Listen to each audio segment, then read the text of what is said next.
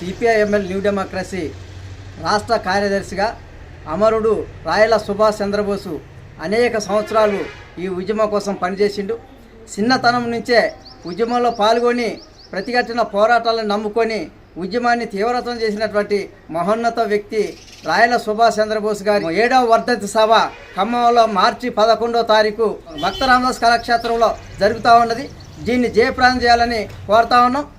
గోదావరి లోయ ప్రతిఘటన పోరాటాన్ని నమ్ముకొని ఉద్యమాన్ని కొనసాగించినటువంటి వ్యక్తి, అనేక వేల ఎకరాల భూముల్ని ఆయన నాయకత్వంలో పేద ప్రజలకు పంచిపెట్టినటువంటి వ్యక్తి, ఆయన అమూల్యమైన ప్రాణాలని ఈ ఉద్యమం కోసం దారపోసినటువంటి వ్యక్తి కాబట్టిగా ఆయనని వెళ్ళవేళలా స్మరించుకోవాల్సిన అవసరం ఉన్నదనేది సిపిఎంఎల్ న్యూ డెమోక్రసీ కేంద్ర కమిటీ భావించి రాష్ట్ర కమిటీ ఆధ్వర్యంలో ఖమ్మం జిల్లా కేంద్రంలో పెద్ద ఎత్తున ప్రదర్శన సభ నిర్వహించబోతా ఉన్నాం.